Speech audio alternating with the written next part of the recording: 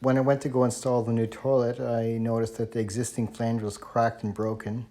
I didn't want to get into having to cut out this flange and glue in a new one, and I wasn't sure what I was going to do. Went to Home Depot and I ended up finding this Hydroseat, and it looks like a pretty good idea with the integrated bolts. It just sits over top of the existing flange.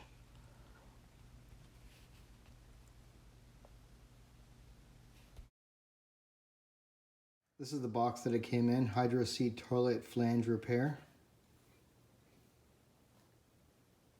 You may be wondering why you don't need a wax spring between the Hydroseat and the toilet. This rubber gasket on the Hydroseat, when it gets bolted to the toilet, makes a nice tight fit around the porcelain. So I'm setting the flange down to make sure that the bolts are parallel to the wall, lining it up and marking where I'm going to be drilling the holes.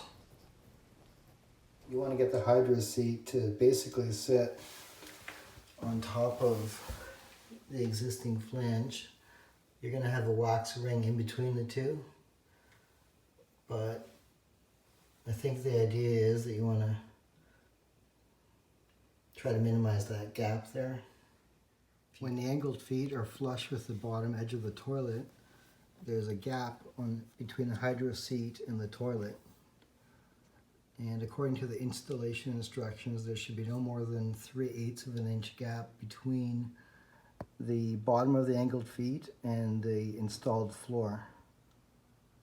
I think that's to make sure that the inside seal of the gasket is correct, and also that your toilet's not sitting too high and resting only on the flange.